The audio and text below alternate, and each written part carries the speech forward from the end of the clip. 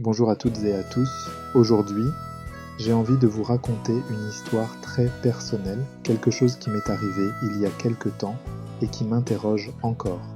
Une histoire de moto, de vélo, de hasard ou peut-être de synchronicité. À vous de voir, et c'est justement pour cela que je vous parle aujourd'hui. J'aimerais que vous me donniez votre avis à la fin de cette vidéo. Je vais vous situer un peu le décor. J'habite dans les Pyrénées-Orientales, pas très loin du Tech, ce torrent que beaucoup d'entre vous connaissent peut-être, et j'ai repris le pilotage de ma moto après une période d'arrêt. Pour moi, la moto, ce n'est pas seulement un moyen de transport, c'est une sorte de méditation en mouvement, surtout quand je prends certaines routes. Il y a une route en particulier que j'aime beaucoup, c'est une route sinueuse qui monte vers Prats de Mollo, puis plus haut encore vers le col d'Arès. Celles et ceux qui l'ont déjà empruntée savent à quel point elle est belle, mais aussi exigeante. Des virages, encore des virages, un enchaînement de courbes, de pentes, de paysages qui changent au fur et à mesure que l'on grimpe. Quand je roule là-bas, j'ai l'habitude de piloter dans les courbes, mais je dois être honnête avec vous, je n'ai pas tellement de technique au sens sportif du terme. Je fais comme je peux, c'est difficile, parfois un peu fatigant, mais c'est aussi ce qui rend cette route intéressante pour moi. À force de monter et descendre sur ce même itinéraire, on finit par reconnaître certains visages. Des gens qui, comme vous, comme moi, ont leurs habitudes, leurs petits rituels, leur parcours préféré. Et c'est là qu'entre en scène quelqu'un que je vais appeler par son prénom, José. La première fois que j'ai remarqué José, il était sur son vélo. Un vélo de route si ma mémoire est bonne. Et ce qui m'a frappé, c'est qu'il grimpait cette route sinueuse vers Prat de Mollo avec une régularité et une détermination qui forçaient le respect. Vous imaginez la pente, les virages, le dénivelé, et lui, là, à force de jambes, en train d'avaler les kilomètres. Au fil des jours et des sorties, je l'ai croisé plusieurs fois, toujours dans ce secteur, toujours sur cette route, et très vite, une habitude s'est installée entre nous. Chaque fois que je le voyais, il y avait comme un réflexe, je m'arrêtais, je coupais le moteur, je posais la moto et nous nous mettions à discuter. Pas 5 minutes, pas 10 minutes, non, facilement une demi-heure à chaque fois. Je ne sais pas si cela vous est déjà arrivé de rencontrer quelqu'un comme ça, au détour d'un virage, et de vous rendre compte que la conversation est naturelle, fluide, comme si vous repreniez un dialogue déjà commencé. Avec José, c'était un peu ça. On parlait de choses simples, de la route, du vélo, de la météo, parfois de la vie en général. Rien d'extraordinaire en apparence, mais c'était toujours agréable. Et lui, de son côté, utilisait très fréquemment ce parcours en vélo. C'était un peu son terrain de jeu. À force, je m'étais habitué à l'idée que, quand je montais vers Prat de Mollo, j'avais de bonnes chances de croiser José à un moment ou à un autre. C'était presque devenu un élément du décor, au sens positif du terme. La route, les virages, la montagne et José sur son vélo. Puis, un jour, sans prévenir, tout a changé. Pendant un certain temps, je ne l'ai plus vu. Au début, je ne me suis pas posé de questions, il y a toujours des raisons possibles. La météo, un petit souci de santé, des changements d'emploi du temps, puis les semaines sont devenues des mois. Les mois ont fini par faire plus longtemps encore. Et là, je me suis surpris à me demander, tiens, mais qu'est-ce qu'il devient, José ? Vous voyez ce genre de pensée qui traverse l'esprit, sans forcément qu'on s'y attarde trop, mais qui revient de temps en temps. Je ne le croisais plus, ni en montant, ni en descendant. La route était la même, mais il manquait quelque chose. Il manquait ce rendez-vous informel, ces demi-heures volées au temps, ces discussions improvisées au bord du bitume. Le temps a passé, presque 2 ans, si je compte bien. 2 ans sans la moindre trace de José. Et puis, un jour, tout à fait indépendamment de cette histoire de moto, j'ai eu envie de changer un peu de registre, de laisser de côté la moto, le bruit du moteur, les courbes en montagne, et de faire quelque chose de plus calme. J'ai alors décidé de prendre mon vélo et d'aller me promener le long du Tech. Le Tech, pour celles et ceux qui ne connaissent pas, c'est un torrent qui traverse cette région. C'est un lieu qui a une énergie particulière. Il y a le bruit de l'eau, la présence des arbres, la vie qui circule autour. C'est un endroit où j'aime me promener, réfléchir, me ressourcer, et ce n'était pas la première fois que j'avais là-bas des petits événements étranges, des coïncidences un peu troublantes.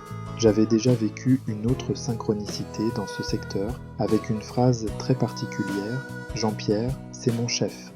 Mais cette fois, j'étais beaucoup plus loin, le long du Tech, bien au-delà de mes trajets habituels.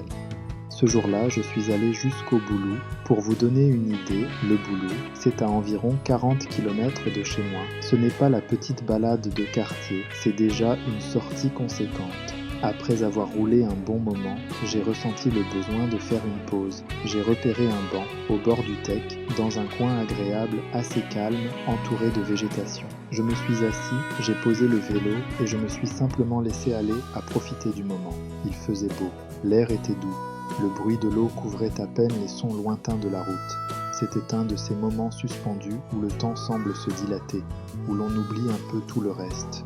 Je suis resté là environ une demi-heure, à me reposer, à regarder le paysage, à laisser mes pensées vagabonder. Je ne m'attendais absolument à rien de particulier. C'était juste une pause au bord d'un torrent, à 40 km de chez moi. Et puis, au bout de cette demi-heure, quelque chose s'est produit. J'ai vu un homme arriver, pas par la route, pas par un chemin bien tracé. Non, il est apparu presque au milieu de la végétation, comme s'il sortait du décor.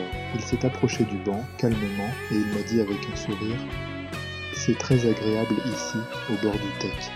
Il fait beau. » Sur le coup, j'ai répondu quelque chose de poli, de banal, un commentaire sur la météo, sur le cadre, sur le fait que c'était effectivement très agréable, et puis je l'ai regardé plus attentivement. Je l'ai reconnu, c'était José, le même José que celui que je croisais sur ma route vers Prats de Molo, le même que je n'avais pas vu depuis au moins 2 ans, le même, là, devant moi, au bord du Tech, à 40 km de chez moi, et de chez lui aussi, comme j'allais bientôt l'apprendre ou le redécouvrir. Ce qui m'a frappé, c'est qu'il ne m'avait pas reconnu, lui. Pour lui, j'étais juste quelqu'un assis sur un banc, un inconnu rencontré par hasard. Et c'est là que la scène devient presque surréaliste. Imaginez, vous êtes assis, vous faites une pause tranquille, un homme arrive de nulle part ou presque, engage la conversation, et vous réalisez que vous le connaissez, mais que lui ne vous identifie pas. Nous avons commencé à discuter. Naturellement, comme deux personnes qui partagent un moment de détente près d'un cours d'eau. Pendant environ une demi-heure, il m'a expliqué sa situation du moment. Il m'a raconté qu'il avait déposé son camping-car en réparation, que cela faisait des mois que cela traînait et que ce garage-là, au Boulou, c'était en quelque sorte son dernier espoir. Il m'a expliqué que c'était le 3e garagiste qu'il essayait. Les 2 premiers n'avaient pas été sérieux. Il ne commandait pas les pièces, ou alors il laissait le camping-car immobilisé pendant des semaines, sans vraiment avancer sur les réparations. Cela faisait 6 mois qu'il cherchait une solution. 6 mois qu'il essayait de faire réparer ce camping-car, sans succès. Et là, enfin, il avait trouvé ce garage au Boulou qui semblait plus fiable. Je l'écoutais et à la fois j'écoutais son histoire et j'étais concentré sur autre chose, ce décalage entre ce que je savais de lui et ce qu'il croyait savoir de moi. Pour lui, j'étais un inconnu. Pour moi, c'était une personne familière, un visage, une voix, des souvenirs partagés sur une route de montagne. Au bout d'un moment, je me suis dit que je ne pouvais pas garder ça pour moi. Il fallait que je lui dise que je le connaissais déjà. Alors, je l'ai regardé et je lui ai dit: « Vous savez, je vous connais. Nous nous sommes déjà rencontrés plusieurs fois.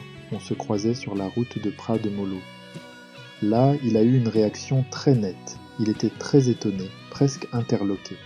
Il m'a regardé avec une expression qui disait clairement: « Mais comment est-ce possible ?» Puis j'ai vu dans ses yeux que quelque chose se remettait en place. Les pièces du puzzle, l'un après l'autre, retrouvaient leur position. Il a fini par se souvenir. Et c'est là qu'un autre détail a rendu la scène encore plus troublante. Moi, j'étais à 40 km de chez moi, sur ce banc au Boulou, et lui aussi, en réalité, était à environ 40 km de chez lui. Autrement dit, nous étions tous les deux loin de nos lieux habituels de rencontre. Ce n'était ni sa route de vélo de tous les jours, ni ma route de moto. C'était un endroit neutre, un autre univers, en quelque sorte. Et pourtant, c'est précisément là que nos chemins se croisaient à nouveau, après 2 ans d'absence.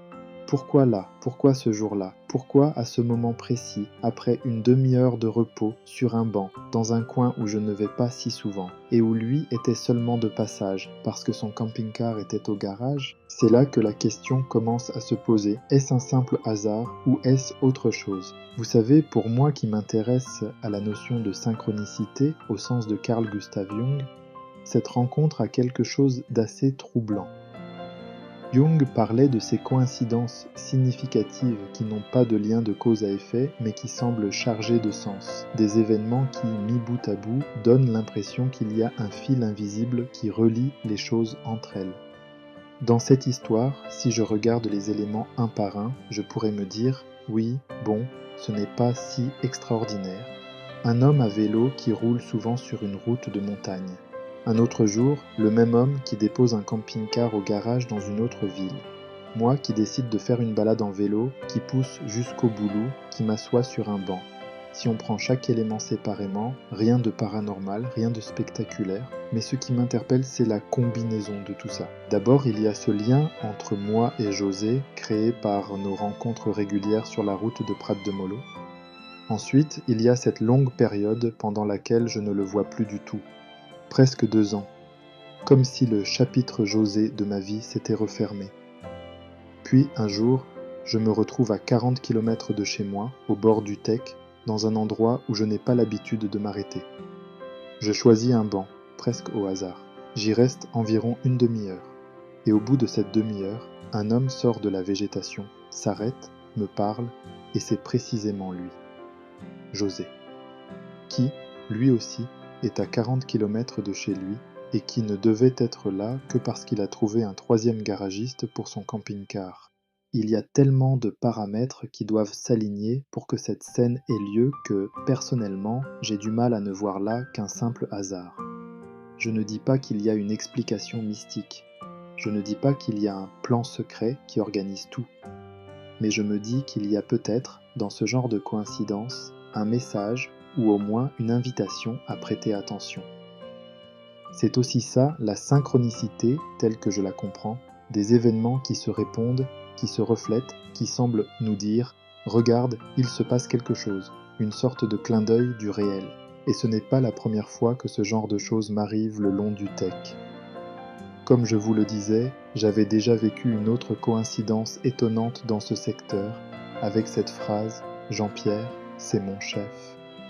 Comme si ce torrent, ces berges, ce paysage, était le théâtre d'événements un peu particuliers.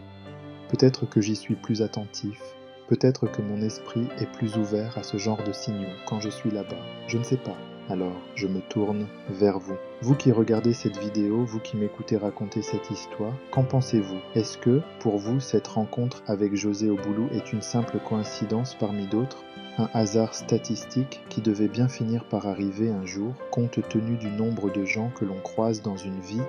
Ou est-ce que vous y voyez, comme moi, quelque chose de plus symbolique, de plus mystérieux, quelque chose qui ressemble à une synchronicité au sens de Jung? Je me pose la question sincèrement.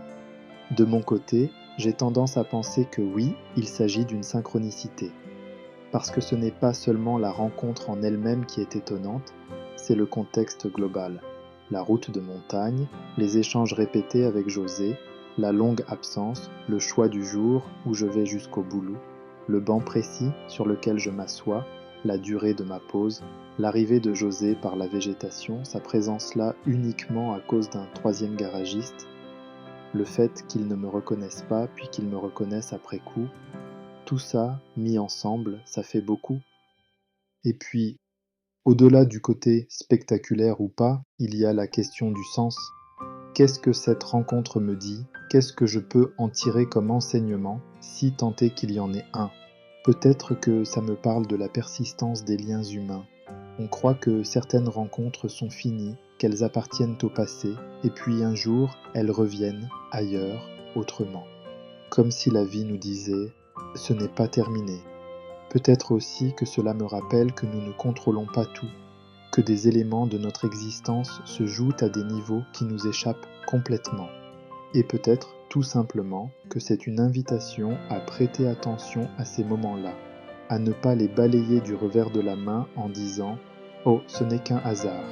parce que même si ce n'est qu'un hasard, il peut être porteur de sens si nous choisissons de lui en donner. Jung disait en substance qu'une synchronicité est une coïncidence chargée de sens pour la personne qui la vit. Et c'est exactement ce que je ressens. Cette rencontre avec José, au bord du Tech, au Boulou, n'a pas changé ma vie de manière spectaculaire. Mais elle m'a marqué, elle m'a fait réfléchir sur la manière dont les chemins se croisent et se recroisent, sur le rôle du lieu, du temps, des décisions anodines qui nous mènent à nous asseoir sur un banc plutôt que sur un autre, à partir 5 minutes plus tôt ou plus tard. Elle m'a rappelé que la réalité est peut-être plus tissée, plus subtile, plus étrange que ce que nous croyons au quotidien. Alors maintenant, j'aimerais vraiment vous donner la parole. Dites-moi dans les commentaires, est-ce que vous avez déjà vécu des choses un peu semblables, des rencontres improbables, des coïncidences étonnantes, des événements qui vous ont donné l'impression que la vie vous faisait un clin d'œil? Est-ce que vous croyez à la notion de synchronicité ou est-ce que, pour vous, tout cela n'est que le fruit du hasard, que notre cerveau exagère parce qu'il cherche des motifs, des histoires, là où il n'y a que des événements aléatoires? Je vous invite à partager vos expériences, vos réflexions, vos doutes aussi. Ce qui m'intéresse, ce n'est pas d'avoir une réponse définitive, mais d'ouvrir un espace de discussion. Peut-être que, en les mettant en commun, nos petites histoires de hasard ou de synchronicité dessineront un tableau plus large. Pour terminer, je voudrais revenir à cette image. Moi, assis sur un banc au bord du Tech, après 40 km de vélo. Le silence relatif, le bruit de l'eau, la lumière, la végétation, et puis cet homme qui arrive, qui me dit « C'est très agréable ici au bord du Tech, il fait beau ». Un homme que je connais sans qu'il le sache encore, et qui en quelques minutes va replacer toutes les pièces d'un puzzle commencé ailleurs, des années plus tôt, sur une route de montagne. Est-ce que c'est un simple hasard? Est-ce que c'est une synchronicité? Je vous laisse en juger. Merci à vous d'avoir pris le temps de m'écouter jusqu'au bout. Si cette histoire vous a parlé, si elle a fait écho à quelque chose en vous, n'hésitez pas à me le dire. J'ai hâte de lire vos commentaires, vos témoignages, vos interprétations. Et si le cœur vous en dit, je pourrai une prochaine fois vous raconter d'autres coïncidences qui m'ont marqué, notamment cette fameuse histoire de Jean-Pierre, c'est mon chef, toujours au bord du Tech. En attendant, je vous souhaite de belles routes, qu'elles soient en moto, à vélo, à pied ou simplement intérieures. Et peut-être, qui sait, que la prochaine synchronicité est déjà en train de se préparer quelque part à la croisée de vos chemins. Merci et à très bientôt.